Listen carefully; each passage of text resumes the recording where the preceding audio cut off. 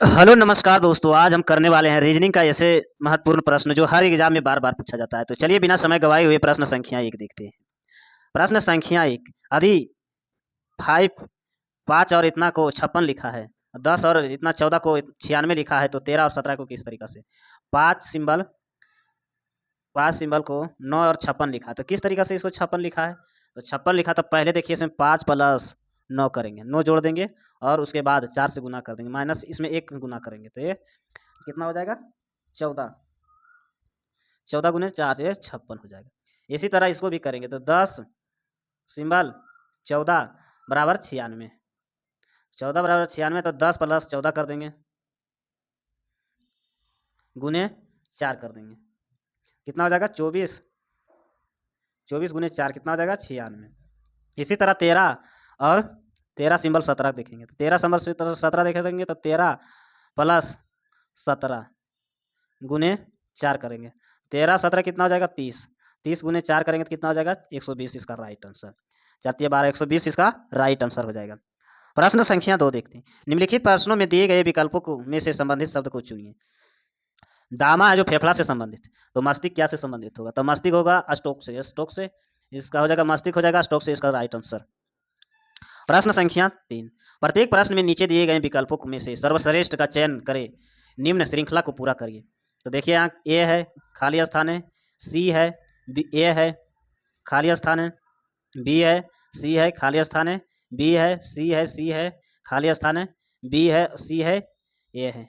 तो इस तरीका से देखेंगे,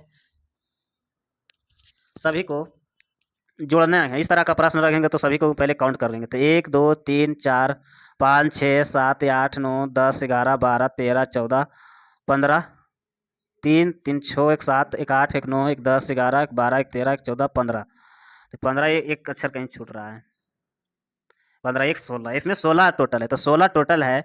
तो इसमें देखेंगे 4 4 कॉलम बनना चाहिए, 4 4 कॉलम बनना चाहिए, 4 4 16, यहाँ भी हो जाएगा 16, यहाँ 4 हो जाएगा, यहाँ भी 4 हो जाएगा, यहाँ भी 4 4 हो जाएगा।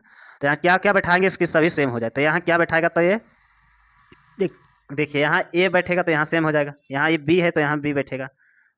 अब यहाँ क्या बोल रहा है, यहाँ क्या आ जाएगा? तो यहाँ लास्ट में ए बैठा हुआ है, तो ये बैठ जाएगा यहाँ। उसके बाद यहाँ लास्ट में क्या है, ऐसा शब्द लेंगे जो सभी में सेम हो जाए, तो ये बी बैठ जाएगा, यहाँ भी बी हो जाएगा, दोनों जगह बी हो जाएगा। तो बी ए बी बी ये ऑप्शन में नहीं है कोई भी, ये इसका राइट आंसर हो जाएगा, ये बी ए बी बी इसका राइट आंसर हो जाएगा। प्रश्न संख्या 4, दिए गए शब्दों का उस क्रम को व्यवस्थित करें जिसमें शब्दकोश को आते हैं। शब्दकोश जिसमें आते हैं, जैसे डिक्शनरी में देखेंगे तो पहले कौन सा अक्षर आएगा? तो ए लेल सभी में, तो एक के बाद ए ओ, एक है तो एक मरनरत में आएगा, ओ है 15, आई है 9, आई है 9 इसमें, तो पहला कौन सा आ जाएगा? एक आ जाएगा, तो पहला ही एक आ जाएगा। उसके बाद कौन सा है? 9 9 है, तो 9 9 इसमें हो जाएगा, तो एस 19 हो जाएगा, टी 20 हो जाता है। उसके बाद एक के बाद 5 आ जाएगा, एक के बाद फिर 4 आ जाएगा, उसके बाद आ जाएगा 2, 15 42 इसमें नहीं है, तो 15 42 इसका 3 नंबर नहीं दिया, तो 15 42 इसका ऑप्शन नंबर ए इसका राइट आंसर हो जाएगा। प्रश्न संख्या 5, यदि 3 हर्ज 5 बराबर -20 है, यदि 1 हर्ज 4 बराबर -30 है, तो 6 हर्ज 5 बराबर 10 है, तो 4 हर्ज 9 का मान ज्ञात करें। तो 3 हर्ज 5 का मान है जो 20 -20 है, तो किस तरीका से इसको 20 लाया है? तो 20 किस तरीका से लाए? 3 -5 करेंगे, कितना हो जाएगा? -2 गुने 10 कर देंगे, ये आ जाएगा -20। इसी तरह अगला करेंगे, तो अगला करेंगे तो एक है 4 बराबर 30 है, -30 है, तो इसमें से 1 -4 करेंगे, गुने 10 कर देंगे, तो -3 गुने 10 बराबर हो जाएगा 30। इसी तरह 4 और 9 को पूछ रहा है, तो 4 और 9 का पूछ रहा है, तो इसमें 4 और 9 क्यों घटाएंगे, तो -5 गुने 10 कर देंगे, तो बराबर -50 इसका right answer, option number C इसका राइट आंसर हो जाएगा। प्रश्न संख्या 6, निम्नलिखित प्रश्नों में दिए गए विकल्पों को विषम अक्षर को चुनिए।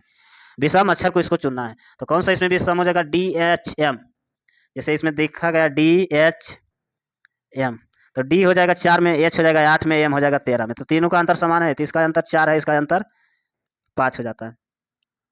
इसी तरह दूसरा ऑप्शन देखें, IMQ, आई हो जाएगा 9, एम हो जाएगा 13, क्यू हो जाएगा 17, तो सभी का अंतर 4 4 का अंतर हो रहा है, ये इसमें विषम ए हो जाएगा। तो सभी को इसमें देखिए, इसमें भी G 7 के 10 O 15 के 11 होता है, तो इसमें भी 4 का अंतर हो रहा है, सभी में 4 का अंतर जाता रहा है, इसमें 5 का अंतर हो गया, तो ऑप्शन नंबर ए इसका राइट आंसर हो जाएगा।